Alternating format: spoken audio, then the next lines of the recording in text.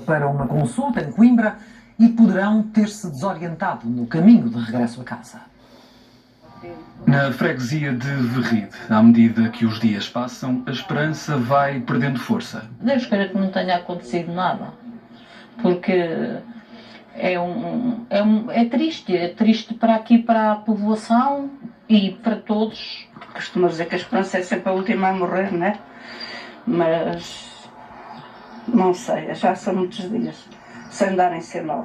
Na passada terça-feira, antes de sair com a mulher, Fátima, para uma consulta em Coimbra, Venâncio esteve no café de Dulce e pediu indicações sobre o melhor caminho a seguir porque a estrada habitual estava alagada. O meu marido dava o café às 7 da manhã e ele veio beber o café. E o meu marido até lhe disse: onde é que tu vais?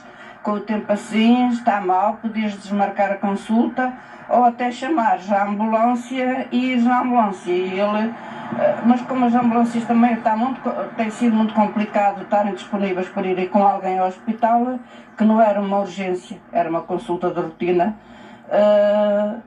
ele disse que não, que tinha gasolina no carro e que ia. E foram. Terão saído de Coimbra por volta das 11 da noite, depois de jantarem em casa de um familiar. Só havia essa estrada, Sorcão, deixa por aí fora. A outra estrada, que o pessoal costuma mais passar, que é ali no Moinho de Almoxarife, estava intranseitável, estava cheia de água. Que provavelmente a vinda para cá ele terá-se metido nessa. O último sinal de telemóvel foi detectado em Vila da Rainha, a cerca de 20 km de casa. No dia seguinte, sem conseguir contactar os pais, a filha ligou a Dulce. Eu fui lá, a casa estava toda fechada, como está, e... Já não conseguiu entrar, só esteve à porta? Não, tudo muito bem fechado. E o pão estava à porta todo molhado. O desaparecimento foi comunicado às autoridades na sexta-feira. As buscas pelo casal de 68 e 65 anos estão concentradas na zona oeste de Montemoro Velho, numa área que inclui os campos de arroz do Val do Pranto, ainda alagados.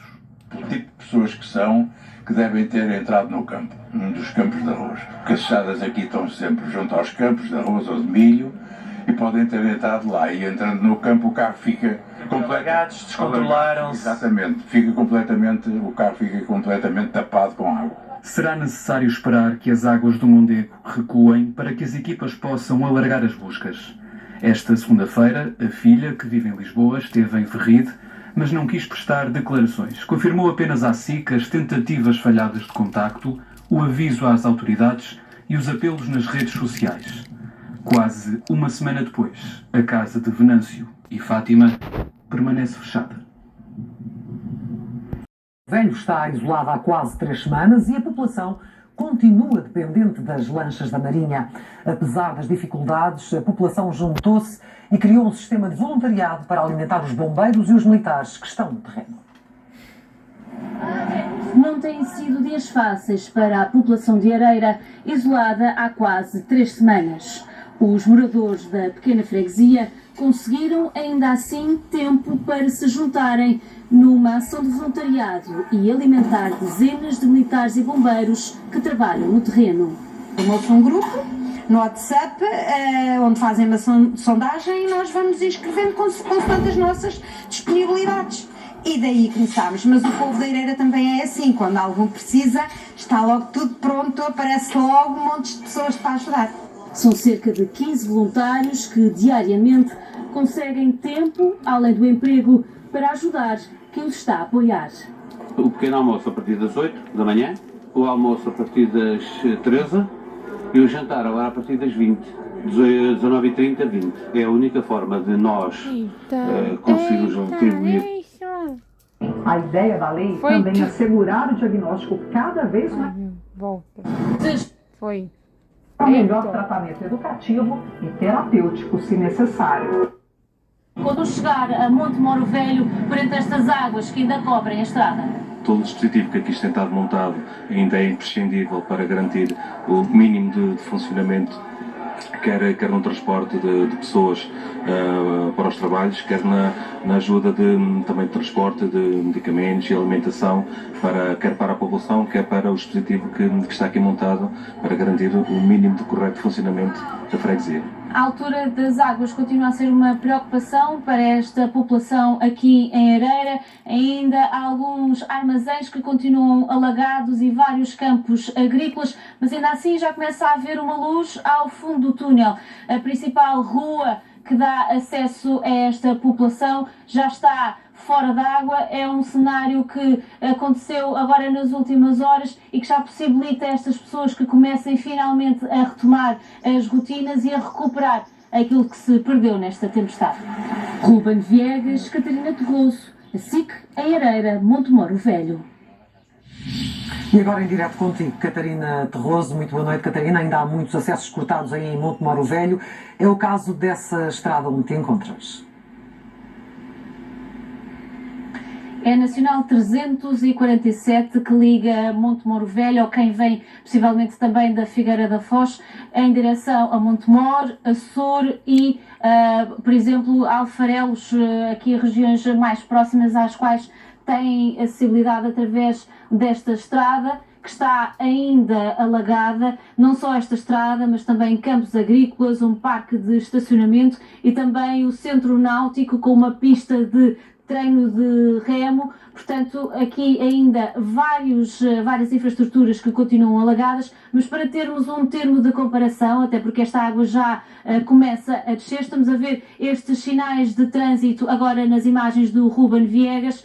Toda esta parte de baixo estava submersa, estava apenas a ponta dos sinais de fora. Portanto, é cerca de 1 metro, mais ou menos, que esta água já desceu, já possibilita, inclusivamente, que nos coloquemos aqui onde estamos, porque esta estrada também tem um acesso por uma ponte que passa por cima do rio Periférico Direito e do Rio Velho, que vai desaguar ao rio Mondego. E essa ponte também tem estado cortada ao trânsito com uma vigia constante por parte de várias patrulhas da GNR que se vão revezando ao longo do dia, e era precisamente aqui desta zona que saíam os barcos da Proteção Civil e dos bombeiros para darem uma volta aqui por esta zona para controlarem os diques aqui em Montemor. Aqui há uns 2 ou 3 quilómetros à nossa frente rebentou na passada quinta-feira um dique fusível. E é aqui nesta zona onde estes diques continuam a reunir a maioria das atenções das autoridades. A população chama esta zona a embrulhada de Montemor, porque cruza 2 passagens de 2 leitos diferentes, um subterrâneo e outro acima da terra, e portanto há esta preocupação e esta vigilância que se vai manter aqui nesta zona. Caso algum destes diques volte a arrebentar, estas águas vão em direção ao centro de Montemor Velho e a Ereira, que continua isolada, como já percebemos, e portanto é uma situação que ainda vai ser vigiada, durante as próximas semanas, sendo que a expectativa é de que esta estrada pelo menos continue alagada por pelo menos mais 15 dias. Muito obrigada, Catarina Terroso. Ruben Viegas aqui em Montemoro Velho, onde a água já começa a descer, mas muito lentamente. As obras de reconstrução da A1 devem começar já esta semana. É a expectativa da Brisa, que concluiu a primeira etapa dos trabalhos com a colocação de pedras na zona onde a autoestrada colapsou. Já pensou se aquilo racha até outro lado? A vista para a A1, a partir dos campos do Mondego, ainda mostra o imenso rio que fugiu para a margem. Mas agora, o troço de autoestrada que ruiu está cercado por terra e pedra por todos os lados. O canal condutor que leva água para os campos agrícolas e para a indústria da celulose tem as comportas fechadas na ponte Açude, em Coimbra, a 4 km daqui. Sem água, a vala está agora cheia de areia. Com a força do rio a diminuir e o nível do Mondego a baixar, os trabalhos na autoestrada estão a evoluir favoravelmente. Concluído o enrocamento, a colocação de 9.000 toneladas de rocha para impedir que o sentido contrário também cedesse, esta segunda-feira começou a depositar-se betão entre o viaduto e a rocha que aqui foi colocada nos últimos dias. O principal foco dos trabalhos está na laje de transição que apanha parte do sentido contrário e o separador central. Em teoria, estabilizar esta zona pode permitir a reabertura da autoestrada, ou apenas num sentido, sul-norte, ou com ambos os sentidos a passarem do mesmo lado, com apenas uma faixa para cada um. Algo que pode ser difícil de gerir tendo em conta que entre Coimbra Norte e Coimbra Sul chegam a circular quase 47 mil carros por dia. Ainda assim, essa solução permitiria manter a autoestrada aberta enquanto decorrem as obras da solução final para a reparação definitiva da A1, projeto que a Brisa diz que ainda está a finalizar. Para já, ainda é preciso reparar o dique que colapsou na semana passada. Os trabalhos da Agência Portuguesa do Ambiente estão a decorrer cá embaixo para conseguir fazer o fecho provisório da zona onde o dique rebentou. É preciso perceber também em que estado estão os pilares que suportam o tabuleiro da ponte da A1 sobre o Mondego, que foram sujeitos a bastante pressão nos últimos dias. As obras de reparação da A1 estão a ser feitas e pagas pela concessionária, que não esclareceu se vai ou não apresentar depois a conta ao Estado. O Bloco de Esquerda enviou perguntas ao Governo, quer garantias de que não será o erário público a pagar a obra, mas sim a Brisa, que fechou 2024 com lucros de 326 milhões de euros. Visíveis os sinais da passagem da tempestade. No terreno, a ajuda de voluntários tem sido determinante. Chegados de Vila Verde, estes voluntários aproveitam a ponte de Carnaval para voltar a ajudar quem mais precisa. Toca-nos no coração a todos, não é? Porque não sabemos se um dia nos pode fazer falta a nós. As pessoas abraçam-se a nós e tudo porque nunca apareceu ninguém para os ajudar a nível de trabalho. São mãos que fazem a diferença numa longa espera por respostas. Não temos luz, não temos telefone, nem fixo, nem do outro. Precisamos de um telhado novo, já foi encomendada a telha. Participámos ao seguro dia 3, até agora não perito, ninguém apareceu. Há falta de mão de obra neste momento rápida para conseguir resolver a situação. E a situação vai se alastrar ainda mais se continuar a chover, porque a água começa a se filtrar. Vieram aqui com uma perita, fizeram uma oferta na altura, que eu não acho que seja uma situação muito séria, porque eu não quero dinheiro, eu quero a situação resolvida, não é? A biblioteca do Centro Escolar de Monte Redondo é um oásis para quem precisa de se ligar ao mundo e até mesmo para um banho quente. Para carregar os telemóveis, para termos um bocadinho de net, para tomarmos um bocadinho de banho de água quente, porque não temos luz desde o dia 28, isto é muito complicado, principalmente com o miúdo com incapacidade de 83%. Que tira completamente fora da rotina e ele começa a entrar em pânico e é complicado. Fiquei 7 dias em casa sem saber o que é que fazia e depois descobri que havia esta oportunidade e vim para aqui. Ver o mundo, porque ouvir, claro, é rádio, mas ver é aqui. Quem está há 19 dias no escuro, ter de novo luz é um sinal de esperança. Desta vez houve um dia de trabalho normal. É sentir um bocadinho ânimo para poder vir novamente. Tinha saudades da normalidade? Sim, bastante. Porque depois não é só aqui, é em casa, sem luz. Em Viara de Leiria, na Marginal, restaurantes e comércio tentam reerguer-se, mas são ainda muito poucos os que conseguiram reabrir depois da destruição causada pelas tempestades. Por mais que a gente queira, não podemos avançar mais neste momento. Portanto, a força foi tanta que vitrines pesadas, balcões que vieram parar à parte da restauração. Tem uma cabecinha sem alumínio, sem teto. A funcionar com o forno que trouxe de casa, a televisão trouxe de casa, mesmo, teve que ser. A tempestade entrou basicamente aqui na região ainda da Praia da Vieira. Nós estimamos prejuízos nas 2 unidades hoteleiras e no parque aquático na ordem de 1 milhão de euros. Em Leiria, no balanço feito pela Câmara Municipal esta segunda-feira, contabilizam-se ainda 84 desalojados e pelo menos 116 deslocados. No Estádio Municipal de Leiria concentram-se ainda voluntários e exército na recolha e entrega de materiais de construção e bens alimentares, uma ajuda que já chegou a cerca de 9 mil famílias. Precisamente em Leiria, Hugo Alcântara. Boa noite, Hugo. Tu estás na casa de uma família que está sem energia elétrica há quase 3 semanas. Como é que esta família lida no dia-a-dia com este apagão de 19 dias? Que expectativa é que tem de regressar à normalidade?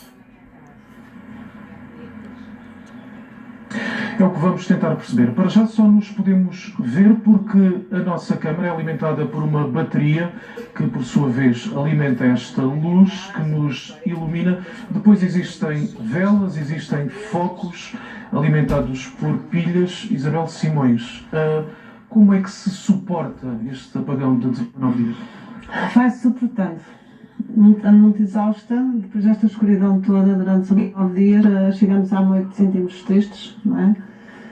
Tenho tudo elétrico em casa, não posso cozinhar, não posso tomar banho quente, pronto, sem palavras, estou sem palavras para isto, além de depois 90 dias sem condições, posso dizer sem condições mesmo. Olhamos para o fogão, é tudo de recurso. Sim, é o único recurso que tenho, fui comprar os campinhos e depois uma matinha, um arrozinho e depois há-se a secar na lareira, porque tenho lareira e há a secar na lareira. Nós no grande apagão de abril do ano passado, até tinha um gerador, mas até o gerador avariou. Sim, tenho um gerador que também avariou, até isso me calhou. De que é que se sente falta, 19 dias depois, sem eletricidade, na escuridão, com frio, com chuva, de que é que se sente falta? Olha, para já sinto falta do meu banho quente e privado em minha casa. Tenho também a ter aos amigos e a família para ir tomar um banho quente, para inclusive comida, prontos, é como se vê, vai-se ao restaurante, mas não se pode sempre, porque inclusive estou sem trabalhar agora, porque o restaurante onde eu estava também está vitamizado por este problema e sinto-me assim um bocado mais sozinha, e depois da escuridão pior, acho, para ficar exausta não apanhar uma depressão, eu costumo dizer, não é? São muitas famílias, muitas moradias, esta é uma, a mãe vive por cima, a filha com a família e até uma criança vivem por baixo, há 4 freguesias, Biboeira de Cima, Colmeias, onde nos encontramos, também memória e muito bom estão com muita gente ainda sem energia elétrica e os problemas que isso acarreta. Muito obrigada, Hugo. Agora com o Ruben Antunes, na Marinha Grande. Ruben, há também muitas famílias na mesma situação, sem eletricidade há quase 3 semanas e têm-se queixado de falta de apoio. Sim, aqui na localidade de Garcia, principalmente onde nos encontramos e fomos falando com várias pessoas ao longo do dia, o que nos dizem é que muitas não viram qualquer tipo de autoridade em 3 semanas. Nós estamos numa casa que, por sorte, tem um gerador que foi emprestado e só assim é que conseguem ter alguma luz em casa. Vamos poder ver na imagem, estamos num anexo, num telheiro que é anexo à casa, que também ficou danificado pela tempestade. E é aqui que neste momento se fazem as refeições, porque o fogão era elétrico e portanto tiveram de recorrer a um fogão provisório a gás. Rui é proprietário desta casa. Como é que têm sido as últimas quase 3 semanas? Efetivamente têm sido difíceis, não é? Porque ninguém estava habituado a uma situação destas. Aquilo que realmente nos preocupa é não sabermos quando é que a eletricidade irá retomar, e isso faz com que as nossas rotinas tenham sido, as nossas e de toda a gente obviamente, tenham sido completamente alteradas. Para além da comida, também não conseguem tomar banho aqui, nem lavar a roupa, não têm água quente? Não, sempre que necessitamos, quase todos os dias, necessitamos tomar banho, dirigimos a casa dos meus pais neste caso, ou a casa da minha filha também. Assim como a roupa, é agarrar num saco a roupa que temos para lavar e levá-los à casa dos mesmos para que eles consigam lavar, e depois trazemos para aqui e tentamos ficar dentro das possibilidades. Uma rotina que foi muito alterada, o que é que tem sido mais difícil para esta família? Efetivamente, as refeições, como já temos que, desde o dia 28 que andamos a comer, a fazer a nossa preparação para o jantar, para os almoços, o que quer que seja, naquele fogão a gás, não sendo das piores coisas, obviamente, que não estávamos habituados.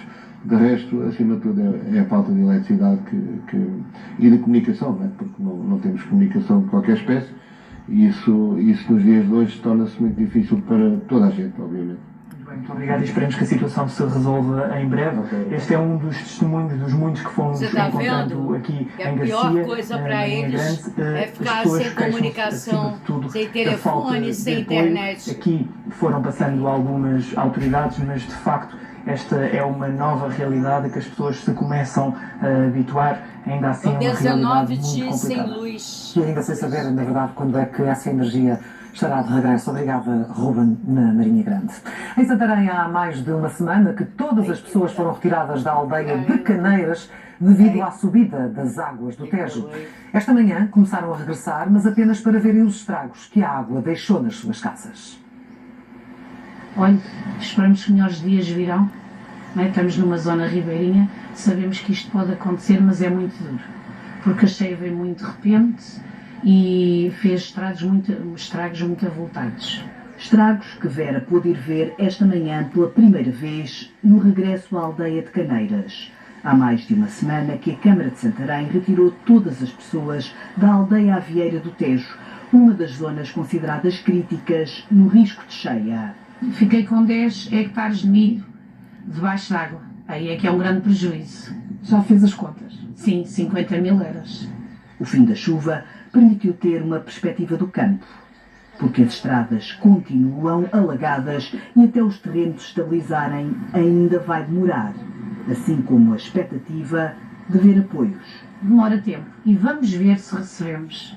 Se não recebermos é mesmo uma calamidade, no meu caso e noutros colegas, porque não fui só eu. Há colegas que ficaram com couves, com brócolos, com muita coisa debaixo d'água. Coisas que não têm seguro. Culturas que nesta altura não têm seguro. É só um quarto que ficou sem chão. Tinha chão. Quem tem casa em Caneiras também pôde voltar, mas ainda só também para ver o estado em que a inundação deixou o que lá tem. Está tudo danificado ou seja, para já também não temos água canalizada, que a água faltou, houve uma ruptura, já não há água há 4 dias na aldeia.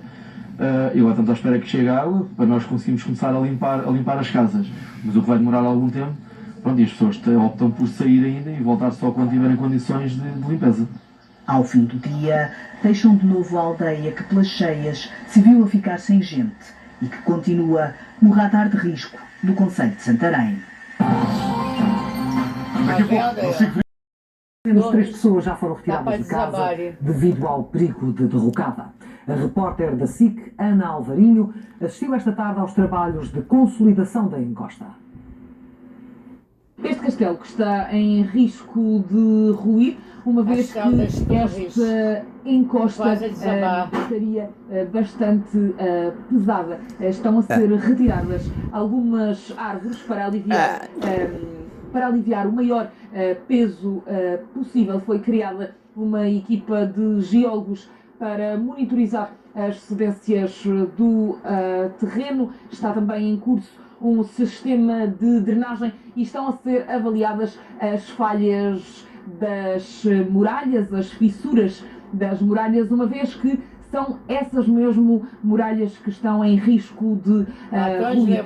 Entretanto, pelo menos 3 pessoas já foram retiradas de casa por precaução apenas, uma vez que há aqui 3 casas que estão mesmo muito próximas desta encosta e que poderiam correr o risco de ficar soterradas. As pessoas foram deslocadas, foram realojadas em casas de familiares, uma vez que tinham essa opção. Há ainda algumas equipas aqui a trabalhar no local. Vemos, por exemplo, uma retroescavadora lá ao fundo a cortar e a retirar algumas árvores, alguns troncos, precisamente para aliviar o peso desta encosta, para ver se há hipótese de ela efetivamente não ruir. Certo é que há 2 dias que se mantém esse alerta da possibilidade desta encosta ruir. Estão agora a ser avaliadas as fissuras da muralha e também a ser retirado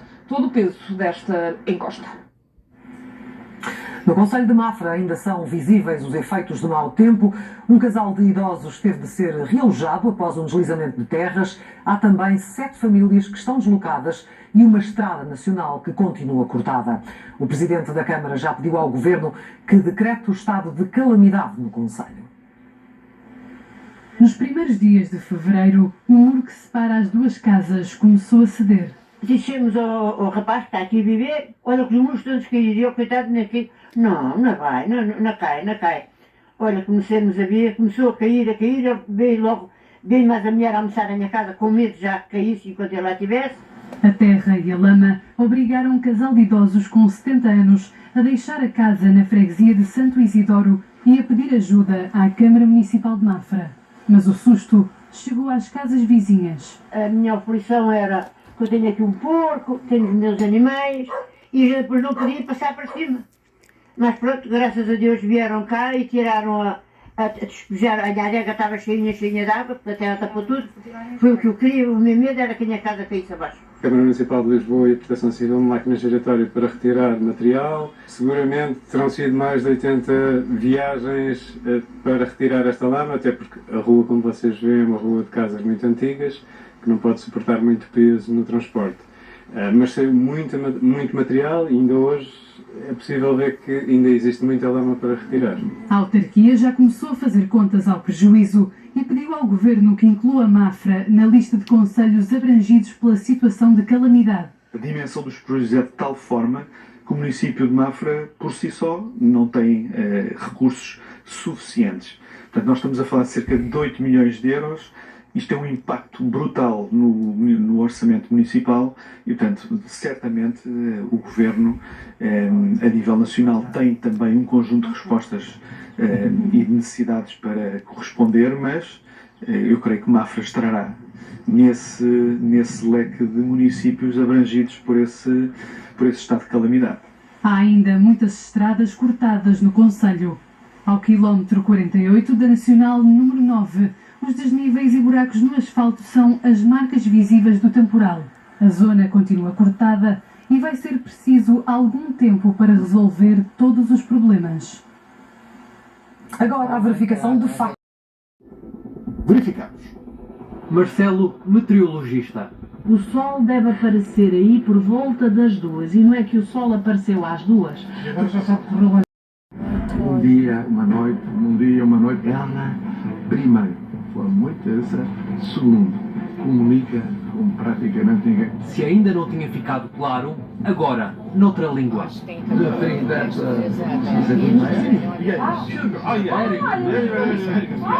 Lado a lado, mais cúmplices do que nunca, depois do pior já ter passado. Não se preocupe, agora o senhor é a minha prioridade. Na visita surpresa, houve tempo para afogar as mágoas. Os Coimbra, como é que se diz? Coimbrinhas? Não, Coimbra-Icense. Coimbra-Icense. Coimbra-Icense. Os Coimbrinhas... Na cidade dos estudantes, vai tudo para Ana Abrunhosa. Esta grande Presidente da Câmara, a sua capacidade de decidir, a sua capacidade de analisar, a sua persistência, a sua inteligência e depois a sua sorte. Embevecida com tanto elogio. Obrigada. Em tempos, as atitudes e palavras do Presidente foram outras. Sr. Ministro, queria dizer-lhe duas coisas. Estávamos em 2022. Ana Abrunhosa era a Ministra da Coesão de António Costa. Verdadeiramente super infeliz para si será o dia em que eu descubra que a taxa de execução dos fundos europeus não é aquela que deve ser. Podem contar com esta Ministra, mesmo que nos atrasemos os nossos compromissos. Confie em nós, confie em mim. O puxão de orelhas, forte e claro, com a Ministra a ouvir tudo na primeira fila. Nesse caso eu não lhe perdoo. Ela lembra a Lady Di. Eu espero que esse dia nunca chegue. Assim que verifica e é verdadeiro. E ela teve sempre atenção, mas eu não lhe perdoo. Esta grande Presidente da Câmara, estarei atento, foi muito terça, não lhe perdoo. Agora, o Presidente da República elogia fervorosamente Ana Abrunhosa por causa da gestão das cheias em Coimbra. As voltas que o mundo dá. Mas, há 4 anos, deu cacetadas à então Ministra Socialista por causa do PRR. Quem se mete nisto, dá pouco e leva muito. O caudal do rio Mondego levou à evacuação de centenas de pessoas e provocou a ruptura de um dique e o colapso de uma parte da A1. E neste cenário há as palavras de Montenegro. Será que se referiu a Espanha quando falava da gestão do caudal do Mondego? Em outubro do ano passado, Montenegro voltou a uma escola básica para votar nas eleições autárquicas. Foi em Espinho. Agora, em Coimbra, há quem tenha ouvido o primeiro-ministro e escreva que ele deve voltar ao básico. Estamos no limiar da capacidade possível para conter estas águas do rio Mondego e tudo aquilo que puder ainda ser salvaguardado vai ser salvaguardado do ponto de vista da gestão do caudal, do ponto de vista técnico e do ponto de vista da nossa interação com os nossos vizinhos espanhóis, que aliás é uma matéria que vem sendo feita desde o início do mês de janeiro. Mondego e Espanha, quando se fala da gestão hídrica, levou vários internautas a puxar pelos livros. Os mais antigos pelos manuais da primária, os mais atuais pelo 4º ano do primeiro ciclo. Os maiores rios nacionais que nascem aqui em Portugal são o rio Mondego, Sado e Volga. Ensinamentos básicos para justificar um erro, escrevem do primeiro-ministro, que foi ao terreno já com o cargo de ministro da Administração Interna nas costas. O vídeo, que querem que seja caricato, no mínimo, tem frases coladas. Depois de falar do caudal do Mondego, Montenegro colocou o pé nos caudais de outros rios que têm a ligação à Espanha. E tudo aquilo que puder ainda ser salvaguardado vai ser salvaguardado do ponto de vista da gestão do caudal, do ponto de vista técnico e do ponto de vista da nossa interação com os nossos vizinhos espanhóis, que aliás é uma matéria que vem sendo feita desde o início do mês de janeiro. Eu próprio estive aqui no passado dia 29 de janeiro e já na altura nós estávamos a fazer cheias controladas para termos nas nossas barragens maior capacidade de encaixe quando chegassem os dias que chegaram agora. Ao cortar o segmento final das cheias controladas nas barragens portuguesas, Montenegro é colocado numa derrocada de conhecimento. Assim que verifica que é manipulado. O primeiro-ministro falou da gestão do caudal do Mondego e colou-a à gestão de outros caudais, e é aqui que é feita a interação com os nossos vizinhos espanhóis. A manipulação não altera as palavras de Montenegro, mas altera o sentido. De Paris chegaram votos em Ventura e queixas séria, aprofundada, com propostas que resolvam os seus problemas. Palavras do homem escolhido depois da queda eleitoral de Sócrates, depois do pedido de ajuda internacional. Essa moralista esteve no governo e fez coisas muito bem feitas. Cometeu erros. Quando é que as pessoas vão perdoar esses erros? Quem é que não cometeu erros? Os jornalistas insistiam. Seguro respondia usando argumentos que volta a usar em 2026, quando os jornalistas não calam as perguntas. Eu aprecio a vossa capacidade de insistência. E muito essa insistência. E as vias sociais das redes puxaram por uma frase que terá dito: assumo com orgulho todo o passado do PS. Tenho muito orgulho em tudo o que fizeram os ex-líderes, incluindo o meu camarada José Sócrates. Vamos voltar a setembro de 2011 ao Congresso do PS, em Braga. Assumo com orgulho todo o passado do Partido Socialista. Tem orgulho do que fez José Sócrates? Tem orgulho do que fez José Sócrates? Tenho orgulho de tudo o que fizeram os ex-líderes do Partido Socialista e também o meu camarada José Sócrates, a quem aproveito para enviar um abraço. Palavras à chegada à liderança para suceder a Sócrates, cerca de 3 anos antes de Sócrates ter sido detido por suspeitas de corrupção, fraude fiscal, branqueamento de capitais e falsificação de documentos. Assim que verifica verdadeiro. Assumo com orgulho todo o passado do Partido Socialista. António José Seguro afirmou em 2011 orgulho nos antigos secretários-gerais do PS, nomeadamente no homem que caiu em eleições, mas deu ao PS a primeira maioria absoluta. Tenho orgulho de tudo o que fizeram os ex-líderes do Partido Socialista e também o meu camarada José Sócrates. O certo é que antes, durante e depois de Sócrates, António José Seguro nunca esteve próximo de Sócrates, mesmo quando foi cabeça de lista nas eleições de 2005 por Braga. Recuperamos o tema da segunda volta das presidenciais.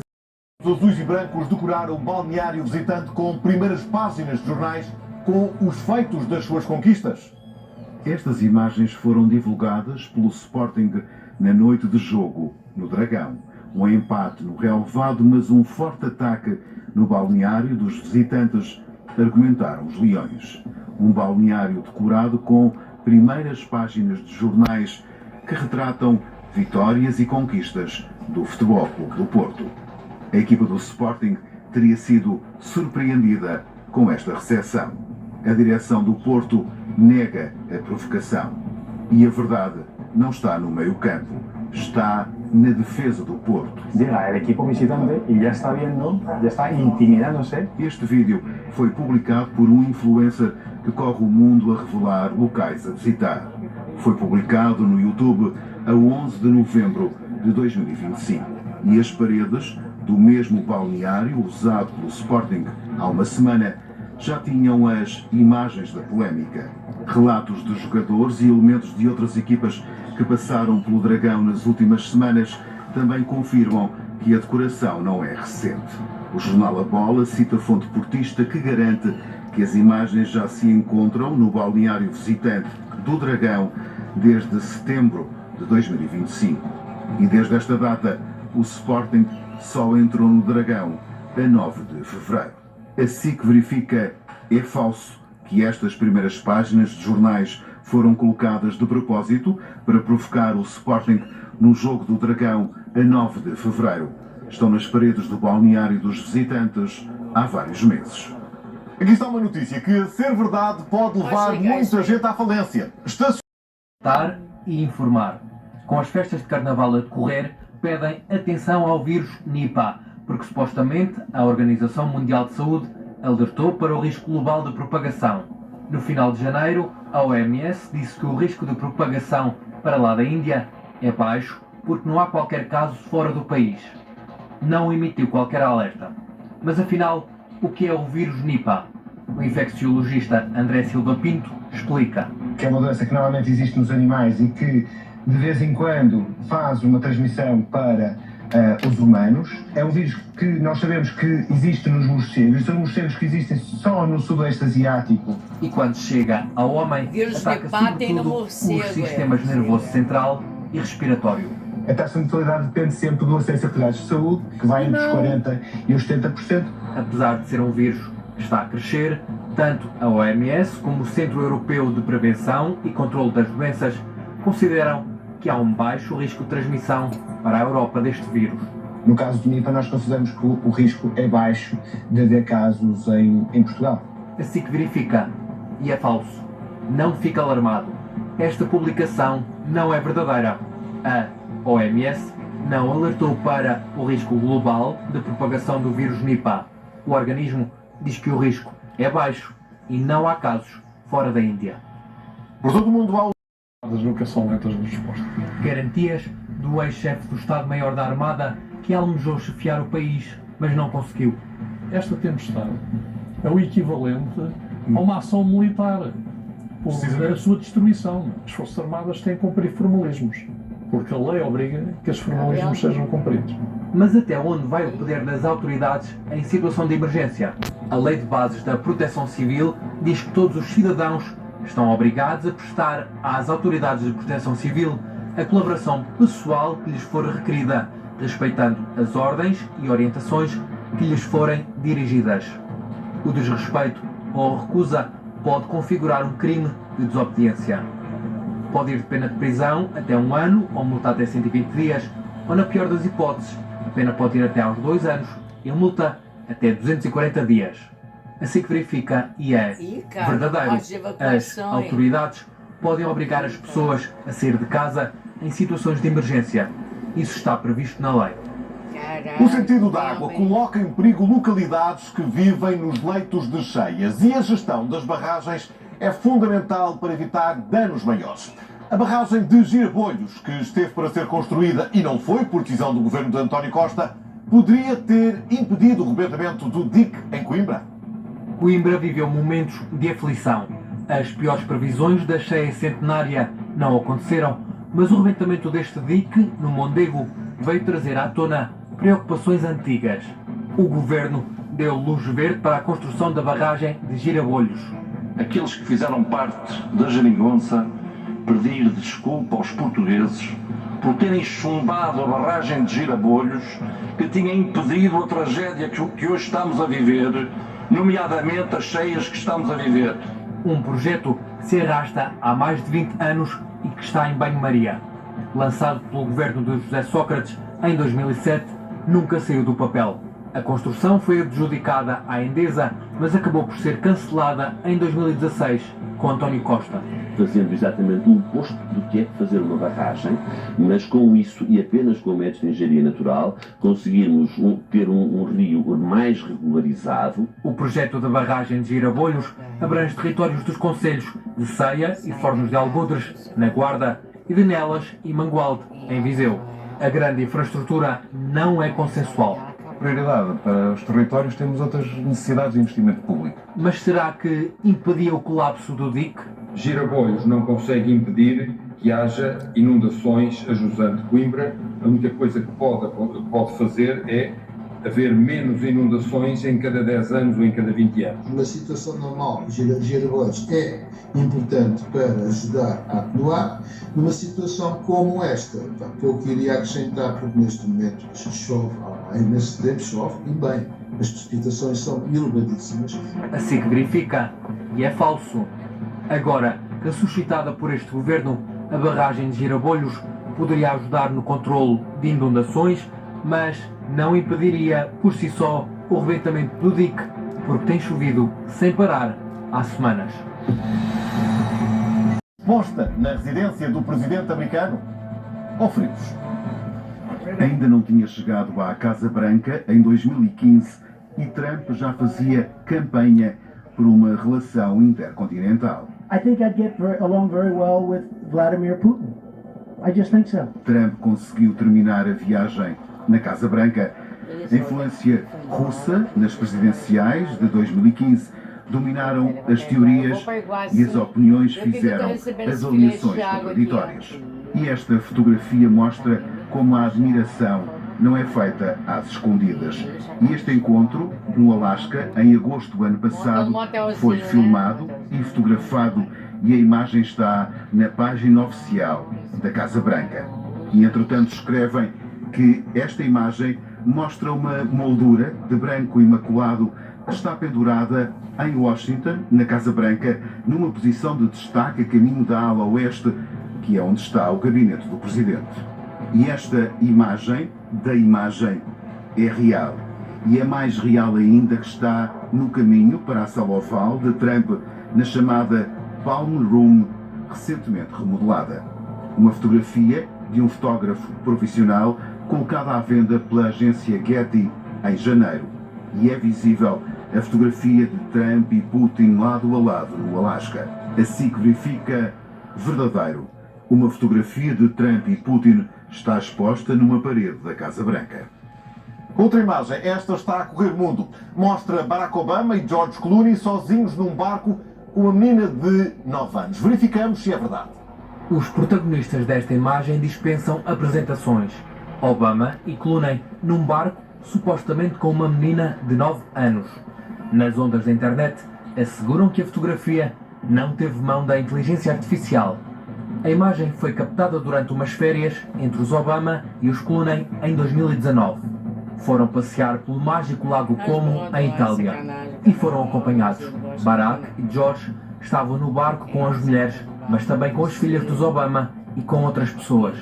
Onde aparenta estar uma criança, está na realidade uma mulher adulta. A identidade ficou no segredo dos deuses. Há várias imagens dessas férias captadas pelas lentes dos fotógrafos que perseguem as celebridades. What else? Há muito mais nesta história, porque assim que verifica que a imagem mente. Não mostra Obama e Clooney com uma menina de 9 anos num barco, é uma mulher adulta. Os famosos estiveram numas férias em Itália há 7 anos com a família e amigos. Chegou até ao topo dos edifícios. Será verdade?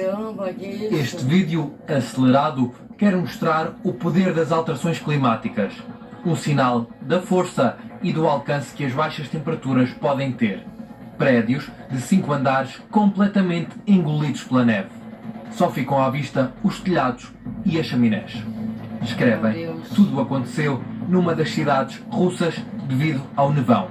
De tão surreal e caótico, submetemos a imagem numa plataforma que concluiu que há 55% de probabilidade de inteligência artificial. A base para o vídeo terá sido o forte nevão do mês passado no extremo leste da Rússia. Foi a pior tempestade de neve dos últimos 60 anos. A neve variou de 3 a 12 metros. bloqueou entradas de prédios e soterrou carros, um fenómeno que ficou conhecido como apocalipse de neve, que serviu também para momentos de divertimento. Assim que verifica que é falso. Apesar da tempestade de neve ter sido muito forte, na Rússia não engoliu prédios inteiros. Estas imagens não são reais, foram criadas por inteligência artificial. Um homem, uma ovelha e uma trela. Real ou mente? Não sabemos o nome do homem ou da ovelha, mas sabemos o nome da terra onde os dois se fizeram ao caminho. Barroselas, concelho de Viana do Castelo, uma vila com quase 4.000 habitantes. Mas este não é o único vídeo a fazer as delícias de quem publicou e republicou o passeio à trela de uma ovelha. A ovelha, protegida dos tempos de inverno com uma camisola laranja, passa a estrada na passadeira e entende a indicação para ir para o passeio. Há quem comente que é Portugal no seu melhor, há quem refira que não pode ser verdade, há quem garanta que não é a primeira vez que acontece. Assim que verifica, é real o que está neste vídeo. Um homem passeou a ovelha pelas ruas de Barroselas, no concelho de Viana do Castelo. Um homem e uma ovelha num passeio à trela nas ruas urbanas de uma terra portuguesa. O SIC verifica todos os dias no site da SIC Notícias. Dezenas de queixas têm chegado à Câmara e à Junta de Freguesia. A Infraestruturas de Portugal. Meses que circular na Estrada Nacional 261 requer atenção redobrada. O troço entre a Comporta e o Carvalhal é um dos mais críticos e as tempestades sucessivas agravaram a situação. O problema da estrada já é muito anterior às intempéries. Foram contactadas as infraestruturas de Portugal. No seguimento desses contactos, houveram de facto já algumas mexidas na estrada aqui perto da Comporta, mas fresaram um bocadinho a estrada, o que agravou ainda mais a situação, mas pronto, foi uma intervenção muito localizada. Assim que a Infraestruturas de Portugal confirma que tem vindo a realizar apenas intervenções pontuais de reparação ao nível do pavimento, mas reconhece a necessidade da execução de uma intervenção mais profunda. Até lá, os vários buracos condicionam a segurança e às autarquias e às juntas têm chegado dezenas de queixas. Ainda aqui há coisa de semana e meia, 2 semanas, houve um carro que deixou literalmente o eixo no meio da estrada, que saltou o eixo e saltaram os amortecedores. O problema é que tem muito mau estado e causa muitos estragos, rebentamento de rodas, jantes estragadas e pronto, só amortecedores e suspensões danificadas, tem sido muito mal. Ao que a SIC apurou, as obras estavam previstas começar em novembro, arrancaram apenas esta segunda-feira. A Infraestruturas de Portugal explica que a obra esteve suspensa devido às intempéries que têm assolado a região. Durante 6 meses, não se fazem obras durante 6 meses, acho um bocado estranho, porque não chove sempre, não está sempre a chover torrencialmente. Se olharmos para os países nórdicos, eles nem sempre têm sol nem bom tempo e as estradas estão em bom estado. A empreitada de reabilitação do pavimento na Estrada Nacional 261 vai custar cerca de 950 mil euros, vai estender-se do quilómetro 0 ao 33.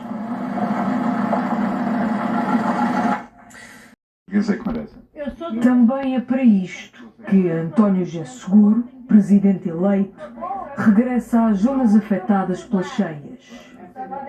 Faça alguma coisa para os pobres, não venha só ver e faça. Eu venho ver, e é esse o meu dever. É esse o meu dever, inteirar-me da situação. Para já, não pode fazer mais do que ver e ser visto.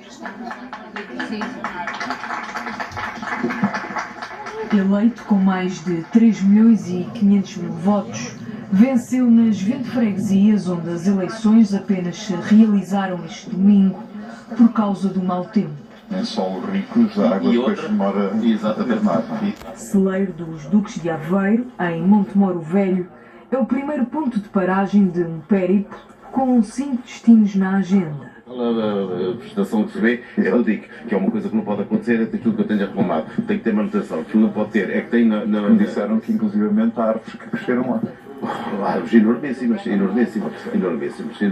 O autarca de Montemoro Velho é o porta-voz de vários dos problemas das freguesias do concelho. Da falta de manutenção à construção, António José Seguro houve de tudo. O problema que temos aqui é o EGA. O EGA, a obra não está boa. A obra não acabou. Não teve a nova sessão do Conselho de Ministros. Nunca se fez. 2019, o Presidente Samuel não falha. E o que está lá com plano de ações não foi executado. Essa é que é a grande verdade. É verdade. Portanto, essa ação e não foi executado no conjunto depois ter, Presidente, gostava depois de ter estas informações, está bem? Porque muito daquilo que são soluções já estão inventariadas, já estão. Trata-se de executar. E o que pretende fazer em relação a isso? É uma das várias perguntas que ficam por fazer. De freguesia em freguesia, de concelho em concelho, António José Seguro recusou-se a parar para responder a perguntas dos jornalistas. E aquilo caiu tudo. Para aqui, esta é a perspectiva. Coimbra foi o último ponto da agenda. Obrigado a todos, está bem? Não quer dar uma palavra aos portugueses? Tempestades que um dia serão transformadas em peças decorativas. São 46 anos de trabalho dos irmãos Mónico, vergados pela fúria do vento. São 14 pilares no total. Aquele pilar que está seguro com a estrutura de baixo conseguiu vergá-lo pelo meio, aquele do canto. O espanto de José aumenta quando olha para a imagem de Nossa Senhora dos Caminhos que encima o portão dos armazéns da empresa. O que é impressionante é que esta estátua, que é um molde de gesso, portanto não é pesado, não está agarrado a nada e nada saiu dali. É isto aqui impressionante, como é que custa acreditar em umas coisas destas. Até atingir a forma de garrafa, o vidro passa por uma temperatura de fusão da ordem dos 1600 graus centígrados. Os fornos da vidrala, 8 no total, estão permanentemente ligados. O forno é um ativo que custa aproximadamente 20 milhões de euros, para ser assim redondo. A partir do momento em que se põe a funcionar, digamos que tem um ciclo de vida de aproximadamente 14, 15 anos e pará-lo pelo meio é impossível e, portanto, nós temos que ter esses sistemas de backup a funcionar e testamos todas as semanas. Os geradores da vidrala, o maior empregador da Marinha Grande, permitiram manter os fornos a funcionar nas 44 horas em que a fábrica esteve sem energia da rede elétrica. Foram 2 dias de nervos e incerteza. Estamos a falar de manter os fornos em extração mínima e as linhas de produção completamente paradas, porque obviamente não temos energia suficiente nesses grupos geradores para continuar a moldar o vidro que depois dá origem a garrafas ou a frascos. Com estragos na cobertura e alguns painéis fotovoltaicos destruídos, a vidrala recompôs praticamente todo o processo produtivo. Na oficina dos irmãos Mónico, não será assim tão fácil. As bandas de segurança estão destruídas, a caixa de comandos lá em cima também está destruída, mas a ponte ficou. O que é que o senhor consegue recuperar daqui da sua empresa? Desta estrutura, nada.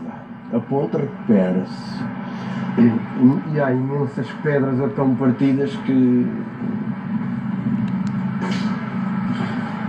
nem sei o que é que se consegue recuperar. Já fez alguma avaliação dos estragos que tem aqui?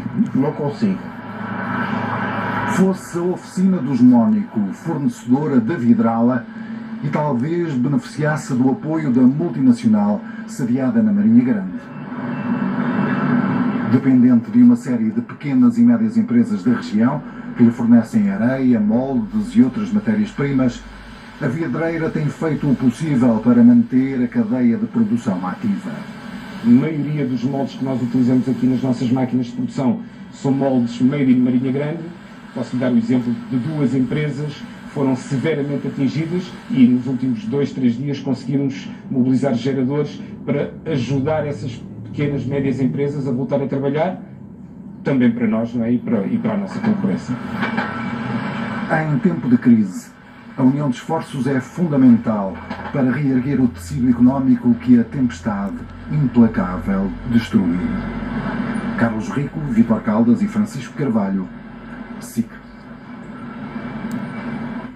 O comboio de tempestades que atravessou Portugal está a causar estragos noutros pontos da Europa. Em França, o caudal de vários rios ultrapassou níveis de segurança e provocou inundações. E no Reino Unido, a chuva mantém-se persistente, com mais de 70 avisos de cheias em todo o país. É uma das cidades que representa o que tantas outras atravessam. No Reino Unido, os caudais dos rios subiram até ao limite e isolaram, por exemplo, Tewkesbury. Continuam em vigor 76 avisos de inundações por todo o país. A chuva persistente e ininterrupta tem deixado as autoridades sem mãos a medir. É assim também em França, principalmente no sudoeste. A única forma de chegar a algumas localidades passou a ser de barco. Foram retiradas centenas de pessoas de forma preventiva durante a passagem da tempestade Nils, que provocou 2 mortes. Em Gironda, o alerta vermelho levou à evacuação de várias localidades. As sucessivas tempestades têm varrido a Europa e facilitam fenómenos como este. A península de El, na Polónia, rodeada pelo Mar Báltico, congelada. Uma imagem pouco comum que não se repete todos os anos. A cidade olímpica de Livigno, em Itália, também ficou coberta de neve, sem provocar alterações às provas programadas. Tem sido um inverno rigoroso com milhares de ocorrências em vários países, que deixam a certeza que os próximos meses vão servir para reerguer o que o mau tempo quebrou.